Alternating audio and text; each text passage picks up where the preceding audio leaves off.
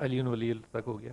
نہیں کہاں ہوا ہے ابھی تو وہ محمد رسول اللہ صلی اللہ علیہ وسلم پر بھی نہیں گیا. میں انتظار کرتا ہوں، آپ بتائیں یا علی ولی تک، علی جو کہنا ہے آپ نے. علی ولی تک. چلیں میں شروع کرتا ہوں. اچھا بلال بھائی آپ ناراض نہ ہوں. نہیں میں ناراض نہیں، میں تو ایمانداری سے چاہ رہا ہوں کہ ہم سنیں سارے آپ کو. دیکھیں جو میں نے خود بات کی ہے نا آئیڈیل معاشرہ محمد مصطفیٰ صلی اللہ علیہ وسلم کا، اس کے قریب تر کا دور ہے 61 ہجری، جس میں مسلمانوں نے بدترین زوال کا ثبوت دیا اور امام حسین علیہ السلام کی لاش پر گھوڑے دوڑا دیے تھے. دوڑائے تھے یا نہیں دوڑائے تھے؟ تو کیا ہم یہ کہیں کہ وہ معاشرہ جو ہے سارے کا سارا ایک زاویے سے دیکھیں، ایک اینگل سے دیکھیں، دونوں زاویوں سے؟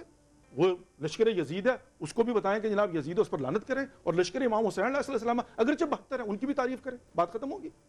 کہ یہاں پر بیٹھ کر ہم یہ کہیں کہ بھئی اگر جہاں پر یزید اور یزیدیت کا کردار ہے وہیں پر امام حسین علیہ السلام ان کے باوفا صاحب بھی ہیں. ہم یہاں پر کیا کرتے ہیں، فقط یزیدی کردار کو ڈسکس کر رہے ہیں اور ہر کسی کو یزیدی بنانے پر تلے ہوئے. امام حسین علیہ السلام ان کے صاحب کا نام ہی نہیں لیا جا رہا. اچھا وہ ایک دفعہ نے ایک لطیفہ سنا تھا کہ وہ ایک بندر کا اور ایک اونٹ کا گناہ ہو گیا تو انہوں نے شیطان پہ ڈال دیا. اللہ نے شیطان حاضر کر لیا. شیطان نے کہا رب تعالیٰ مجھے تیری قسم میرے تو دماغ میں بھی یہ گناہ نہیں تھا. مجھے لگتا ہے کہ ہم لوگ وہاں جا رہے ہیں جہاں کہ ہمارے دماغ میں بھی بات نہیں ہے.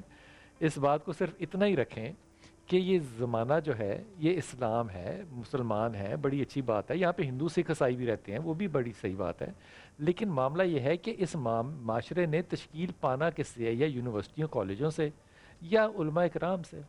یا علماء اکرام اپنی ذمہ داری نہ لیں، چلیں لیں یا نہ لیں آدھی بات چھوڑ دیتے ہیں.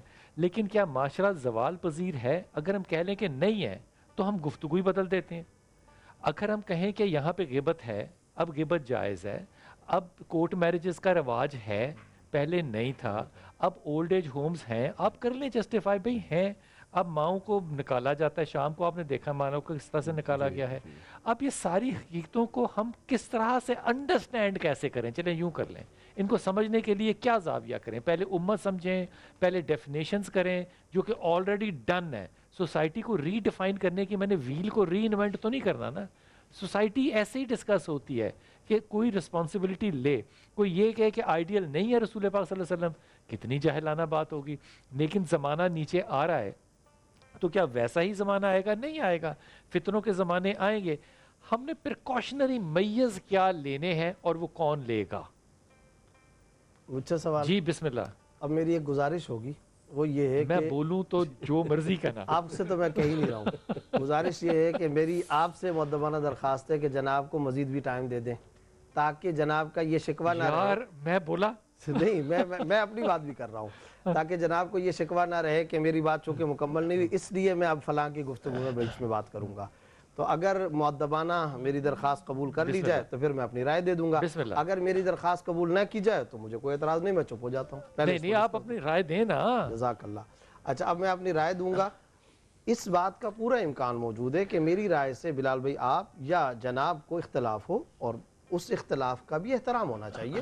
اور جب میری گفتگو مکمل ہو، چاہے آپ ہوں، چاہے یہ ہوں، چاہے سالم صاحب ہوں کہ زبیر نے از اول تا آخر جتنی بات کی ہم سب سے ڈس ایگری کرتے ہیں، مجھے کوئی اعتراض نہیں ہوگا. ٹھیک ہو گیا. اب جو علامہ صاحب بات کر رہے تھے تو اس بات کا امکان ہے یا نہیں ہے کہ میں بھی ان میں سے کئی ساری باتوں سے ڈس ایگری کر رہا ہوں گا؟ امکان ہے، کیوں نہیں ہے؟ لیکن میں بیچ میں بولا نہیں. بس اب یہی درخواست میری ہے، بس ٹھیک چپ کر کے میں بیٹھا رہا.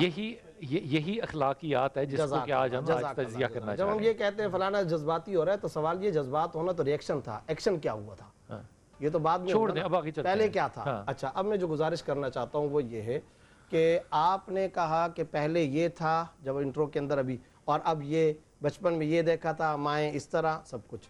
پھر سارم صاحب نے کہا مجھے بھی وہ فلم چل رہی تھی. اس کا مطلب ہے آپ دونوں کا بھی اس بات پر کنسنسس ہو گیا کہ معاشرہ اخلاقی زوال کا شکار ہے. یہی وہ بات تھی جو میں کہہ رہا تھا. بالکل. اچھا اب اس میں اس اخلاقی زوال کے اندر کسی جگہ اس کے شاخسانے اور مظاہرے بدترین شکل میں نظر آئیں گے، کہیں کم نظر آئیں گے، کہیں زیادہ نظر آئیں گے. یہ ترتیب چلتی بھی آئے گی.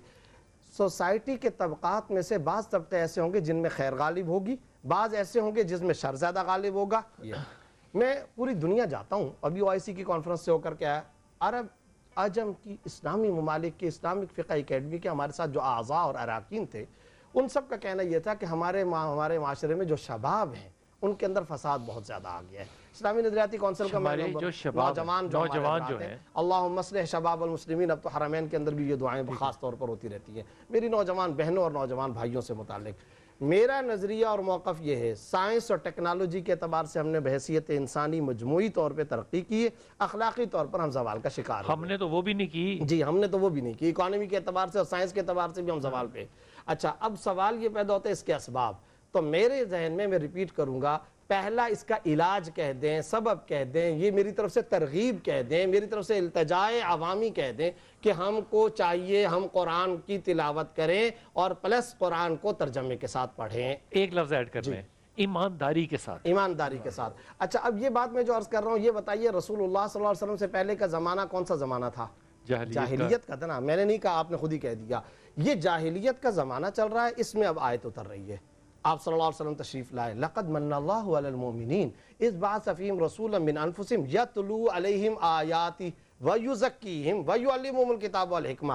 زندہ درگور کی جا رہی ہیں بچیاں، ماں بیٹی میں فرق نہیں ہے، اور ہر ایک دوسرے کو کسٹمر کی نظر سے کاٹ کھانے کو دوڑ رہا ہے. اس دورانیے میں سرکار دو عالم صلی اللہ علیہ وسلم کی بعثت، اور پھر کیا کہا جا رہا ہے؟ علاج سنیں. علاج یہ کہا جا رہا ہے یتلو علیہم آیاتی، نبی ان کے سامنے تلاوت آیات کریں گے. یہ ہے اب انقلاب کا نصب العین، یہ ہے سلیبس. تلاوت آیات، اس کے نتیجے میں تزکیہ. چاروں طرف تباہی ہے، کیا آواز بلند ہوتی ہے؟ اقرا اقرا اقرا بسم ربک الذی خلق. یہی وہ نقطہ ہے کہ جب معاشرے کے اندر اس طرح کا زوال آئے تو اب کرنا یہ چاہیے قرآن کی طرف رجوع پلس اس کا ترجمہ. دوسرا کالم وہ ہے والد. دیکھیں پہلے ہوتی تھی تعلیم، تعلیم کے ساتھ ایک اور لفظ ہم پڑھتے تھے، آپ بھی بولتے ہیں تربیت. آج میرے اسکولوں سے، کالجوں سے، یونیورسٹیوں سے تربیت کا فقدان اور تربیت میں کمزوری ہے. تعلیم سنیں، آخری بات کر رہا ہوں، تعلیم ہے تربیت نہیں ہے. آئس سے بچنے کے لیے میرے اسکول کے ٹیچر گلی محلے میں کتنی مرتبہ اپنے نوجوان نسل کو ترغیب دیتے ہیں.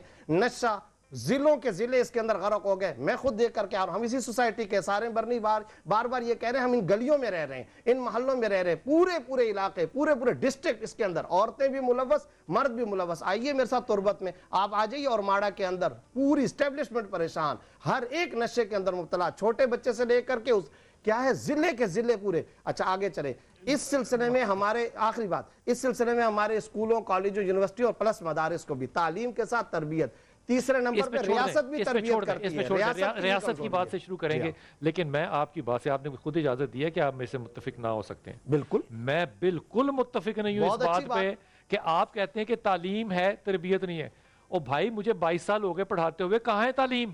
ہاں یہ بات بھی صحیح ہے. کدھر ہے تعلیم؟ اس پر میں آپ سے اتفاق کرتا ہوں. کون سی تعلیم؟